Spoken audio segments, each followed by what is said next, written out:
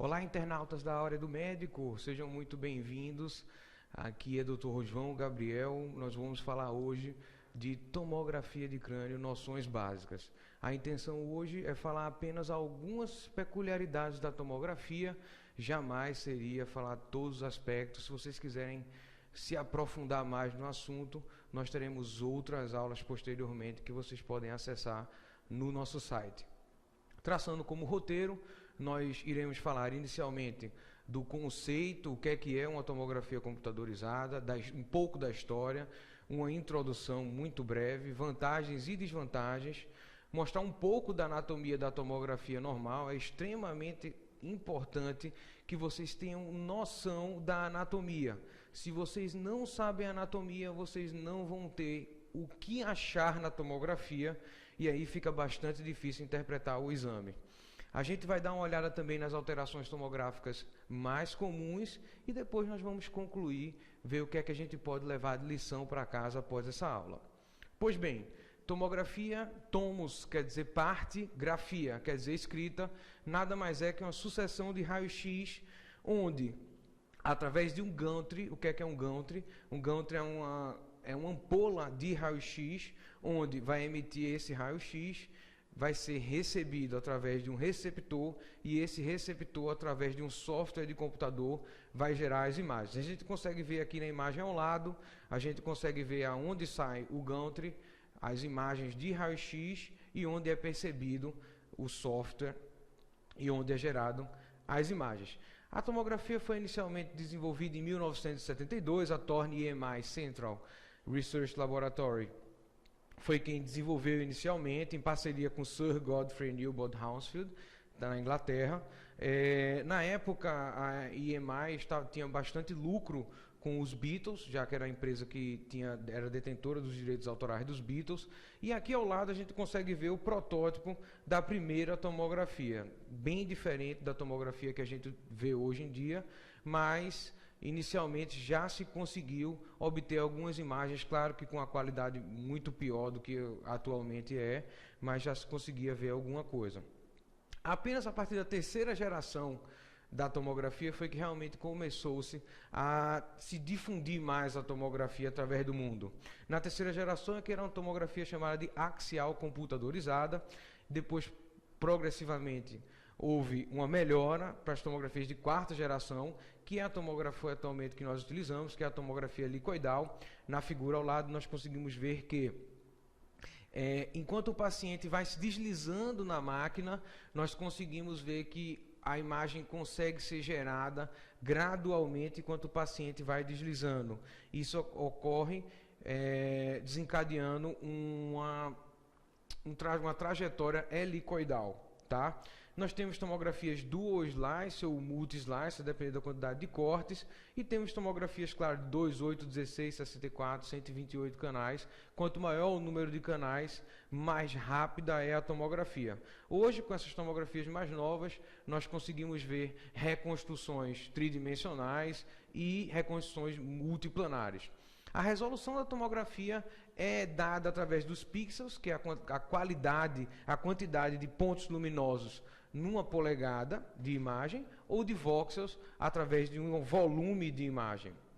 A densidade, por convenção, em homenagem ao inventor da tomografia, é dada em unidades Hounsfield, que nada mais é que uma variação da escala de cinza, onde o zero, por convenção, também é a água, e o ar é menos 1000, ou seja, negativo, e nós temos variações importantes entre o osso, a gordura e o músculo. Na imagem ao lado, nós conseguimos ver claramente onde nós temos a água, que seria os ventrículos cerebrais, sendo hipodenso. Tudo que na tomografia é escuro, a gente chama de hipodenso. Tudo que na tomografia é clara, a gente chama de hiperdenso. Na imagem ao lado, nós conseguimos ver duas hipodensidades importantes. Uma hipodensidade não tão hipodensa seria os ventrículos laterais, e uma hipodensidade mais importante, ou seja, bem maior, seria o ar presente no seio frontal. O que é importante a gente entender também é que a tomografia computadorizada nos permite gerar uma série do que a gente chama de janelas. O que é isso? O olho humano, a gente consegue ver apenas entre 10 e 60 tons de cinza. A maioria das pessoas consegue ver em torno de 20 tons de cinza. Porém, na tomografia, no mínimo, ela gera 2.000 tons e pode chegar até 65.536 tons de cinza. Ora, a nossa visão ela não é capaz de perceber essa alteração muito discreta entre os tons de cinza. Então, o que é que a gente fez? A gente lança a mão de um artifício para que a gente consiga ver alterações mais gritantes entre um e outro. Isso aí seria justamente o grau de janela. Se você quer ver o pulmão, você pede uma janela pulmonar. Se você quer ver o osso, você pede uma janela óssea. E se você quer ver o parênquima cerebral, você pede a janela de parênquima. Não adianta a gente tentar ver osso na janela de parênquima ou ver parênquima na janela óssea. Com relação aos cortes, obviamente, nós temos os cortes axial, que é onde toda a tomografia é adquirida em corte axial, cortes coronais, cortes sagitais e cortes tridimensionais. Bem, vantagens e desvantagens da tomografia. A tomografia, como vantagem, nós temos que ela é um exame não invasivo. Nós podemos utilizar contraste na tomografia para que nós possamos ver que tipo de tecido possa captar contraste. Ela permite distinguir diversos tipos de tecidos. Nós podemos ter cortes axiais, diferente do raio-x convencional. Podemos fazer reconstruções tridimensionais, o que é impossibilitado através do raio-x convencional. É um exame relativamente rápido se comparado à ressonância. Uma tomografia de crânio, hoje, nós conseguimos fazer em torno de segundos, entre 20 e 30 segundos, e nós conseguimos visualizar rapidamente e com precisão alterações relacionadas ao trauma. Outra coisa importante é que é uma vantagem da tomografia, é a possibilidade de realizarmos uma tomocisternografia, que nada mais é que injetarmos contraste no espaço intratecal lombar, colocamos o paciente em posição de Trendelenburg, e aí nós conseguimos ver toda a captação do espaço licórico dentro do crânio do paciente. Como desvantagem, nós temos que ela infelizmente utiliza a radiação ionizante, que são os raios-x. A gente sabe que esse raio-x pode ser teratogênico em gestantes, e crianças abaixo de 2 anos podem induzir futuramente algum tipo de tumor cerebral. Ela tem uma menor resolução que a ressonância, porém tem um maior custo que a radiografia simples. Claro, também é bem superior à radiografia para ver diversos tipos de alteração. E tem um alto custo da aparelhagem, custa em torno de 10 a 15 vezes mais do que um raio-x convencional. E, obviamente, necessita de uma sala com especificações, o vidro tem que ser baritado, as paredes têm que ser chumbadas e etc. Mostrando um pouco para vocês da tomografia normal, tá? Obviamente, não tem como a gente falar de toda a anatomia do cérebro mostrando na tomografia. Isso aqui é basicamente um pouco do que a gente pode ver na tomografia normal. Indo de cima para baixo, ou seja, do topo da cabeça até a porção mais basal do crânio. Nós conseguimos ver na seta, onde existe uma calcificação, lateralmente uma região levemente hiperdensa. Essa calcificação é a calcificação das granulações aracnoideias, e medialmente a ela nós temos o seio sagital superior. Nós também podemos ver o sulco central que divide o giro pré-central do giro pós-central. O giro pré-central, todo mundo sabe que é a área motora, e o giro pós-central é a área sensitiva. São áreas importantes que a gente possa reconhecer na tomografia de crânio normal. Nós também podemos ver essas hipodensidades que se situam bilateralmente, certo? Que é chamado de centros semiovais. Esses centros semiovais são afetados frequentemente em pacientes idosos, onde a gente consegue ter hipodensidades nos centros semiovais, sugerindo alterações desmielinizantes, na verdade, isquemias crônicas ao longo da vida. Mais inferiormente, nós começamos a ver os ventrículos cerebrais. Nós temos 4 ventrículos cerebrais. Aqui nós conseguimos ver os 2 ventrículos laterais, um de um lado e o outro do outro lado. E aqui o forame de Monro, onde é a comunicação entre o ventrículo lateral e o terceiro ventrículo. Posteriormente, nós conseguimos ver uma calcificação. É bastante frequente essa calcificação, esse ponto hiperdenso na tomografia, que isso aqui é a região da pineal. Também vemos essa essa imagem que parece uma orelha de um Mickey, tá? Que é o mesencéfalo, certo? A porção mais alta do tronco cerebral. Podemos ver também a parte mais alta do teto orbitário, certo? E essa hipodensidade que nós vemos é justamente o ar presente no seio frontal. Aqui, se o paciente tiver uma sinusite, como por exemplo, isso aqui vai estar completamente cheio de material hiperdenso. Aqui, indo novamente de superior para inferior, nós vemos um corte onde conseguimos ver os olhos, os dois olhos, um de cada lado. A gente consegue ver também essa área entre o clivos anteriormente, perdão, nós conseguimos ver essa área posteriormente ao seio esfenoidal, isso póstero superiormente ao seio esfenoidal, que é justamente a área da cela túrcica, onde se encontra a hipófise. Posteriormente, nós conseguimos ver a ponte e à frente da ponte, no sulco da impressão basilar, nós conseguimos ver a artéria basilar.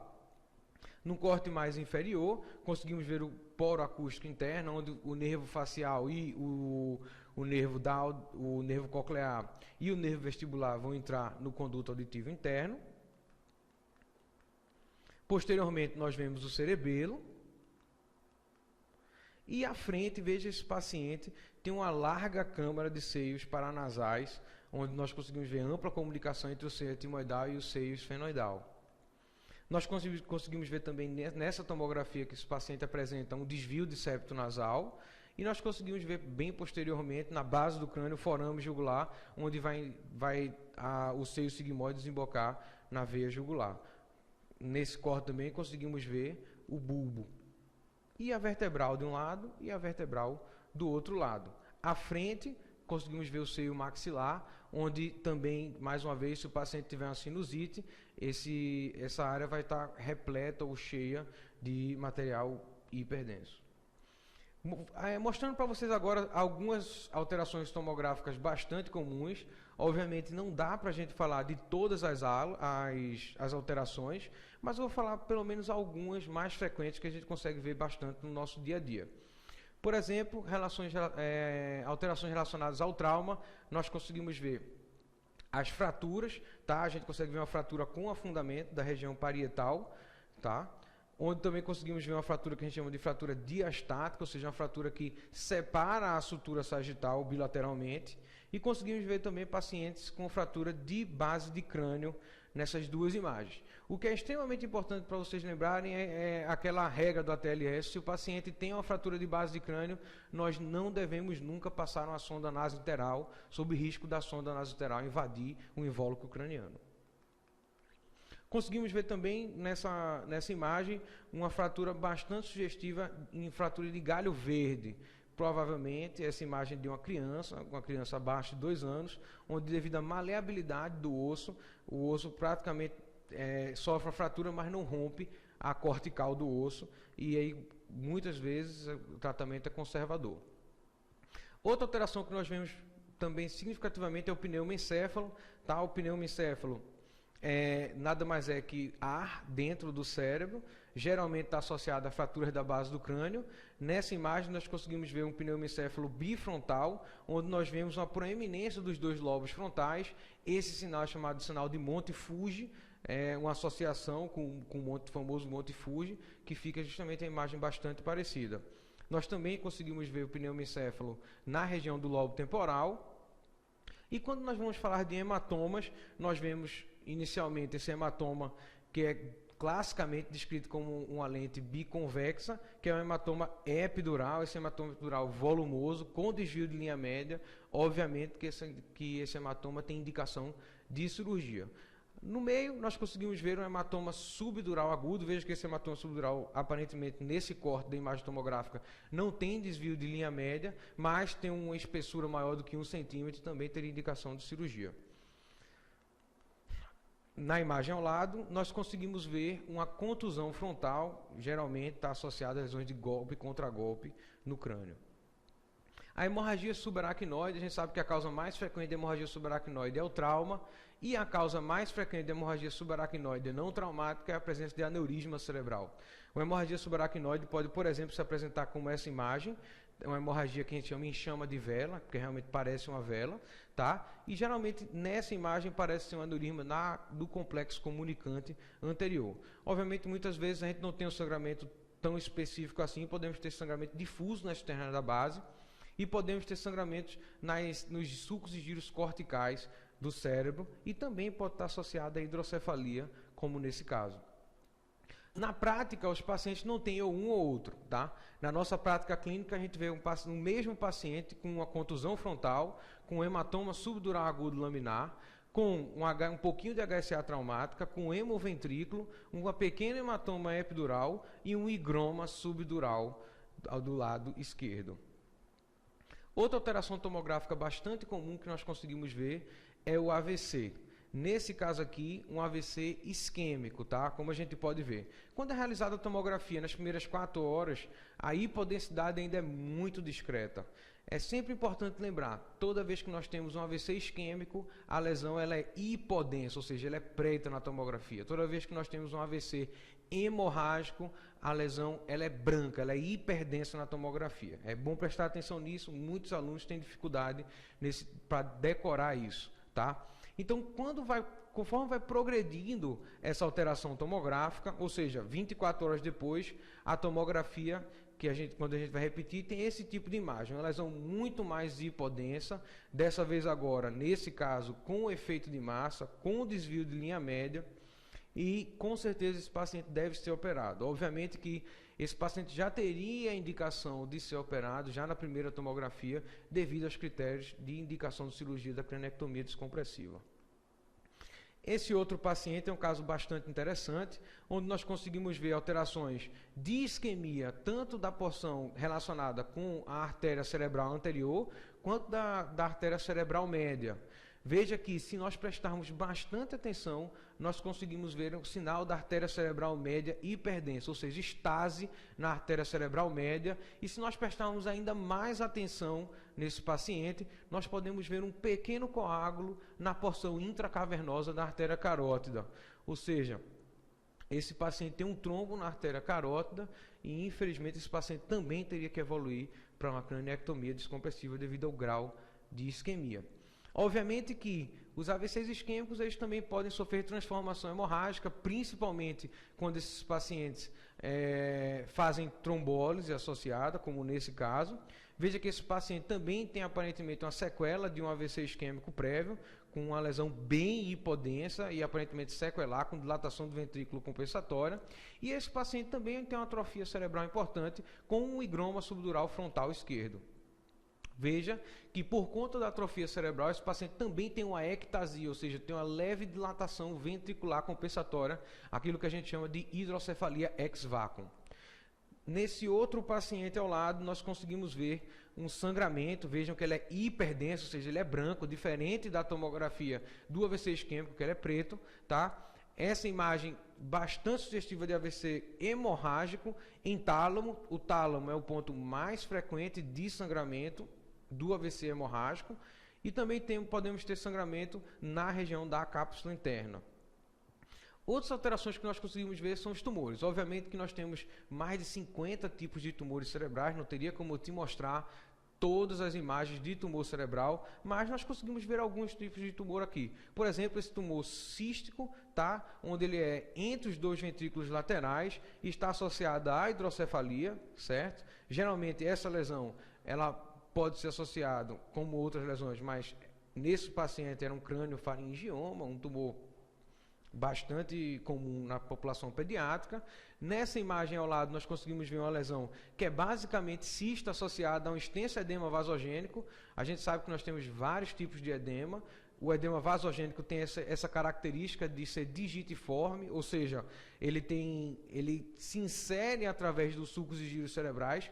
Esse edema é bastante importante a gente lembrar que esse edema responde muito bem a corticoide, tá? Então o uso de dexametasona vai ajudar bastante esse paciente. Nesse outro paciente nós temos um tipo de tumor que ele é mais hiperdenso, bastante sugestivo de calcificação, ou seja, são vários tumores calcificados. Esse outro paciente, nós conseguimos ver, isso aqui é uma metástase de melanoma, tá? Que sofreu sangramento, ou seja, nós vemos uma imagem bastante hipodensa, bastante negra no centro, associada a um ponto hemorrágico, um ponto branco, perilesional. Esse paciente, infelizmente, foi a óbito, bastante grave essa lesão. Essa outra tomografia, nós podemos ver um tumor diferente. Enquanto os outros tumores eles eram hipodensos, essa tumoração ela é hiperdensa. Com uma tumoração hiperdensa, pode sugerir uma tumoração com alto grau de celularidade, como nesse caso, esse paciente tinha um meduloblastoma. E também tinha associado a dilatação dos cornos temporais, dos ventrículos laterais, sugestivo de hidrocefalia, assim como o terceiro ventrículo bastante abaulado para a idade. Esse outro paciente também, tá? É um paciente com uma lesão extensa em órbita, cometendo toda a órbita direita, certo? Mas além dessa lesão, nós podemos ver também uma sequela importante de um AVC isquêmico do lado esquerdo, associado a uma ectasia ventricular compensatória, ou seja, de hidrocefalia ex vácuo. Outra alteração tomográfica, nós podemos ver tumores, a partir do momento que nós injetamos contraste iodado nesse paciente, nós podemos ver a captação de contraste. Então, antes que algumas pessoas pensem, mas está hiperdenso, será que tem um sangramento? Não, não é que tenha um sangramento, é que a gente utilizou o contraste iodado e esse tumor teve alta captação de contraste, sugerindo que, que possa ser um tumor que tem alta quebra de barreira hematocefálica. Associado a isso, nós também temos bastante edema perilesional, sugerindo um edema vasogênico, tá? E nós temos desvio de linha média, então esse paciente deve ser operado assim que possível. Isso faz diagnóstico diferencial com outros tipos de lesão, como por exemplo o abscesso cerebral. Nós podemos ver um paciente com múltiplos abscessos cerebrais, tá? O abscesso cerebral ele é diferente de alguns tumores cerebrais, algumas vezes é difícil e muitas vezes nós precisamos pedir uma ressonância para que a gente possa ver a diferença entre um tumor cerebral cístico que capta contraste e um abscesso cerebral. Nós frequentemente nos deparamos com cistos, e são cisto aracnoide, ou seja, uma lesão cística. Por que ele é cisto? Veja que a densidade do material é muito parecido à densidade do ventrículo lateral, ou seja, a gente consegue dizer com bastante segurança que nada mais é do que uma bolsa repleta de líquor, tá? Veja que esse paciente tem desvio de linha média, muitas vezes nós vemos cistos aracnoides enormes, com desvio de linha média, e os pacientes estão relativamente bem. É extremamente importante nós nos prepararmos para calcificações. Essas calcificações podem ser como em trilho de trem, na imagem do lado esquerdo, que nós podemos ver, tá? Bastante sugestivo de uma doença genética chamada de facomatose, ou síndrome de Sturge-Weber. E ao nosso lado direito, nós podemos ver uma imagem que tem calcificação do plexo coroide bilateralmente e uma calcificação da pineal medialmente, tá? Outra alteração que nós podemos ver frequentemente é a hidrocefalia. A hidrocefalia nada mais é que o acúmulo de líquido encéfalo-raquidiano dentro dos ventrículos cerebrais. Aqui nós conseguimos ver o tamanho do ventrículo lateral normalmente, e aqui nós vemos o ventrículo bastante aumentado, é bem notório isso, e geralmente tem essa leve hipodensidade periventricular, sugerindo edema intersticial, tá? Ou seja, transudação ependimária. E quando nós temos uma hidrocefalia bastante grave, pode ser evoluído, ou o paciente já pode nascer com o que chamamos de hidranencefalia, ou seja, o paciente ele não apresenta nenhum tipo de tecido cerebral, apenas líquido. Obviamente que esses pacientes têm um prognóstico muito ruim, em alguns países é permitido o aborto, no Brasil ultimamente vem se tentado se conseguir, alguns casos já está se conseguindo, mas é um caso com prognóstico bastante pobre. Bem, pessoal, como conclusão, tá? Uma aula bastante extensa, mas a tomografia computadorizada é um exame de extrema importância. Ela é relativamente nova, se nós prestarmos atenção, foi desenvolvida em 1972, então tem aproximadamente 43 anos, tá? Um empecilho dela é que usa radiação, então nós devemos evitar o uso em grávidas e em crianças abaixo de 2 anos. Obviamente que, se faz necessário e for imperativo, a gente vai fazer esse exame, tá? Ela é rápida e eficaz, principalmente no trauma. Demora segundos para que a gente possa fazer uma tomografia computadorizada de todo o corpo do paciente. Nós podemos lançar mão de várias reconstruções axiais, coronais, sagitais e de janelas, tanto janela óssea como janela paparênquima, no caso de crânio. é extremamente importante para se obter um diagnóstico de urgência, ou seja, eu quero um exame naquela hora, não pode demorar muito. A ressonância magnética muitas vezes pode dar mais detalhes, porém é um exame demorado, em torno de 30 a 40 minutos no mínimo. Só que é extremamente importante a gente reconhecer a anatomia. Eu convido todos vocês a ver a aula de anatomia dos sulcos e giros cerebrais, onde nós vamos falar detalhadamente cada sulco e giro cerebral para que você possa se situar ao longo de todo o crânio. E é importantíssimo que a gente veja e se familiarize com o exame. Veja várias e várias vezes e vá repetindo para que a gente possa treinar os nossos olhos às grandes alterações. Bem, era isso, pessoal.